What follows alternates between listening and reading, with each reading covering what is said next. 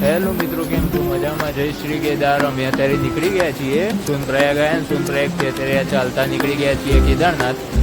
Finally જે અમારું સપનું હતું, જે 5-6 વર્ષથી જ્યારથી મારતો મજા આવી ત્યારથી મતલબ પણ વિચાર્યું નહોતું કે આમ થશે. કંઈક વાર બહુ વર્ષે આવવાનું ટ્રાય કર્યું પણ ના આવી શક્યું. અને આ ઓચિંતાનું એકદમથી એક જ મહિનામાં આપણે સેટ થઈ ગયું તો આવી ગયું.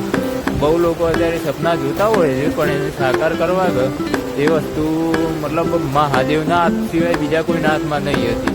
જ્યારે એમનો બોલાવો આવશે ને ત્યારે જ તમને બોલાવશે. નહીંતર તમારા જોડે પૈસા હશે, તમારા જોડે તૈયારીઓ ફૂલ હશે તો બી તમે એમના બોલાવા વગર નહીં આવી શકો. તો જય શ્રી કેદાર અને બન્યા રહો મારી જોડે.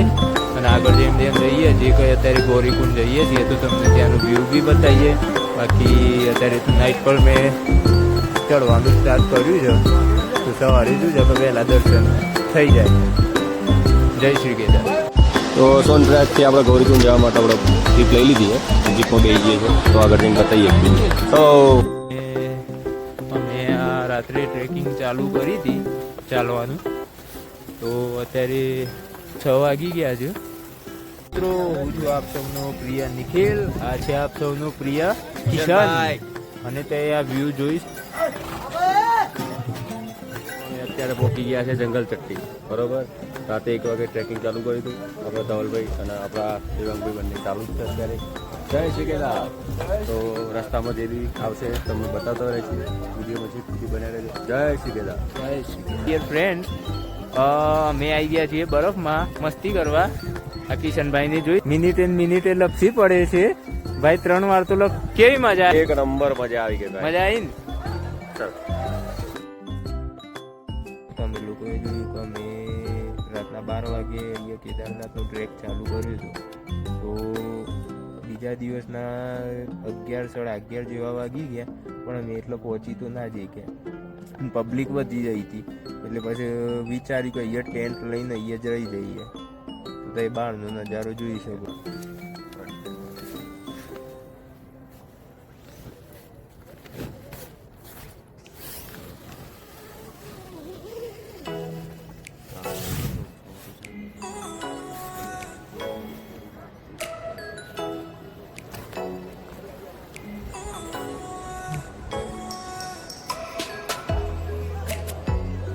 ત્યાં કહેવાય છે મંદિર તો 6 કિલોમીટર બાકી છે. મિત્રો જોઈ શકો છો અત્યારે અમે આ ટેન્ટમાં રોકાયા. હા, ડ્રાયફ્રૂટ, ખાખરા આ બધું અમે નાસ્તો કરવા ગયા હતા. આ મારું ટેન્ટ રહ્યું, આ બહારનું વ્યૂ રહ્યું, જોઈ શકો છો. મોસમ વાતાવરણ એકદમ ખરાબ કર્યું છે. તો અમુક કહેશે સ્નોફોલ થશે તો અમુક કહેશે ધોધમાર બહુ વરસાદ પડશે. જે હોય એ તમને જણાવતા. તો એક દિવસ અમે ટેન્ટમાં રોકાયા હતા અને બીજા દિવસે સવારે મંદિર તરફ નીકળ્યા.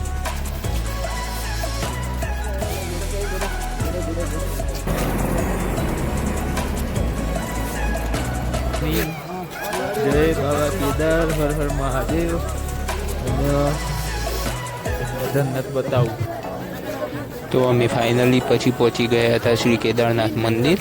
અને ત્યાં એક કહેવત છે સાચી કે ત્યાં જઈને મતલબ તમે થાક્યા હોય ગમે તેટલું, ત્યાં તમારા મંદિર અગાડી જઈને તમારું થાક ઉતરી જાય છે. તો આ કુદરતી હકીકત છે એક. અમને એ બી અનુભવ કર્યો.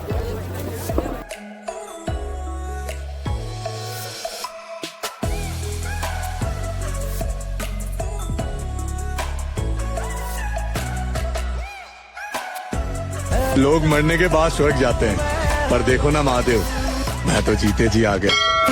તો અમારા બધા મિત્રોની ફાઇનલ ઈચ્છા હતી કે કેદારનાથ જવું છે. તો આજે અમારી બધા મિત્રોની કેદારનાથની ઈચ્છા પૂરી થઈ ગઈ છે. તો તમે પણ એક સાથે બોલી શકો જય શ્રી કેદાર. ઓમ નમઃ પાર્વતી હર હર મહાદેવ. મારું જે સપનું હતું ને જે 5-6 વર્ષથી એ આજે સાકાર થયું છે.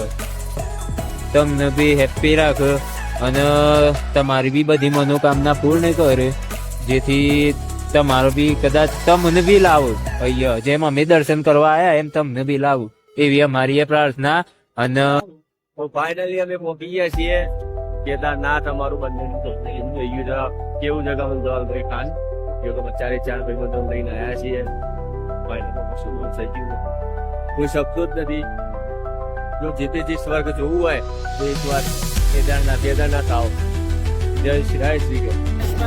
તો મિત્રો આ છે ભીમશિલા, જેની સ્ટોરી જે આ ભીમશિલાની કહાની છે ને એ કદાચ 90% પબ્લિક તો જાણતી જ હોય છે કે શું છે અને એનું રહસ્ય શું છે.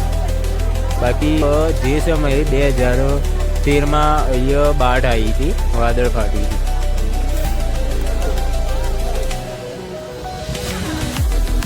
તો અહીંયા છે ને આ ભીમશિલા જે છે એ મંદિરના કમ્પ્લીટ ટોપેટો પાછળાઈને ઊભી થઈ ગયેલી. હવે પાછળાઈને ઊભી થઈ ગયેલી એટલે પાણી હતું એ 2 ભાગમાં ડિવાઈડ થઈ ગયું. તો મંદિર એમને મળ્યું. આ મહાદેવનો હાથ જ છે.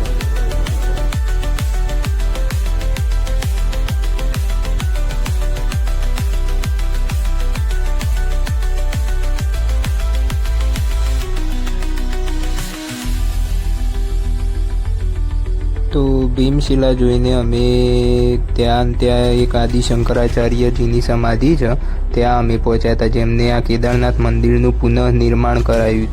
અને ત્યાંથી અમે નીકળી ગયા ભૈરવ દાદાના મંદિર તરફ, જે કેદારનાથ મંદિરની સામે ઉપરની તરફ હતું.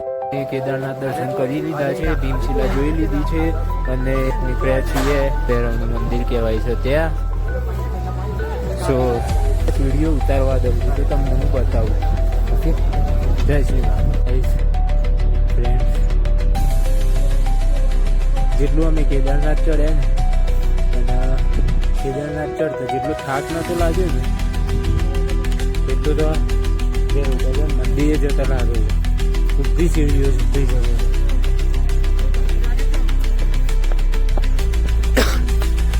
તો એ ચાલીએ ધીમે ધીમે પહોંચે તમને રિવ્યૂ બતાવીએ ત્યાંનું. જય માતા. ફાઇનલી બેસતા પહોંચ્યા. જોઈ શકો છો આ ભૈરવ દાદાનું મંદિર.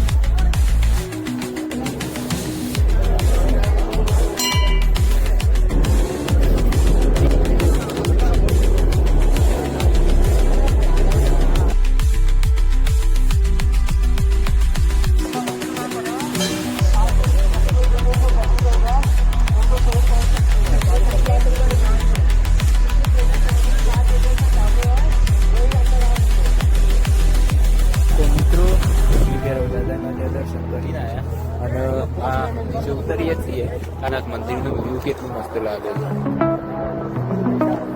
જોઈ શકો છો. આ કેદારનાથ મંદિર, હેલિકોપ્ટર.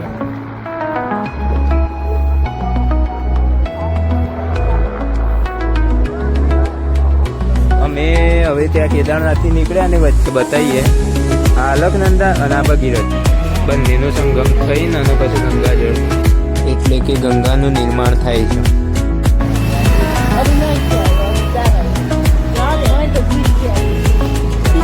તો મિત્રો અમને કેદારનાથ મંદિરથી ઉતરતા મિનિમમ 6 કલાક લાગી ગયા હતા.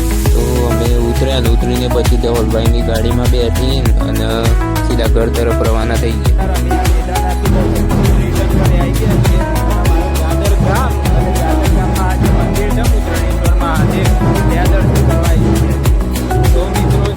પણ એવો બન્યો કે અમે અત્યારે કેદારનાથથી દર્શન કરી રિટર્ન ઘરે આવ્યા ને ઘરે જેવા આવ્યા ત્યારે જ આરતી ચાલુ થઈ. બરોબર આરતી ને આવ્યા. કેમ છો કિશનભાઈ? તો અમે જાદરમુદ રણેશ્વર મહાદેવના મંદિરે દર્શન કરીને જેવા ઘરે આવ્યા ત્યાં અમારું પરિવાર મતલબ ગામમાં સામે અમારા ઊભો જ હતો અમારું સ્વાગત કરવા, અને એમને બહુ ધૂમધામથી અમારું સ્વાગત કર્યું.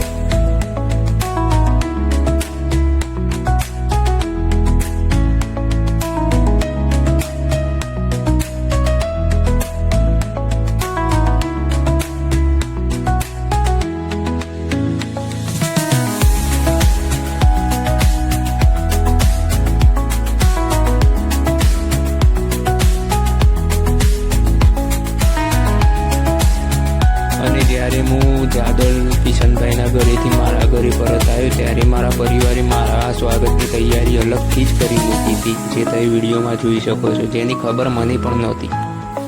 હર હર મહાદેવ. કેવી રીતે તમારી જર્ની કેવી? ફાઇનલી ઘર સુધી પહોંચી ગયા સુખ શાંતિ અમારા નિખિલભાઈ.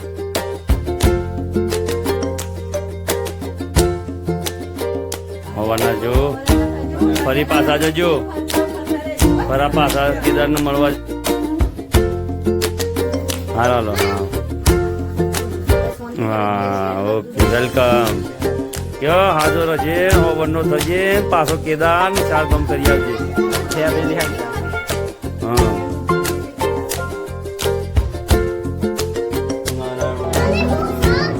સો મિત્રો, મને બી ખબર નથી કે મારા ફેમિલીએ જે આ મારા માટે સ્વાગતની આટલી તૈયારી કરી મૂકી હશે.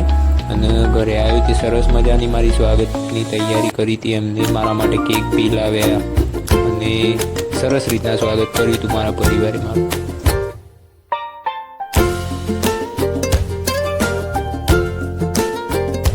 સો મિત્રો, આ હતું મારું ઘરેથી કેદારનાથ અને કેદારનાથથી ઘર તરફનું સફર. તો તમને બી આ વિડીયો ગમ્યો હોય તો લાઈક કરો, શેર કરો, સબસ્ક્રાઈબ કરો મારી યુટ્યુબ ચેનલ મહાદેવ SK ને.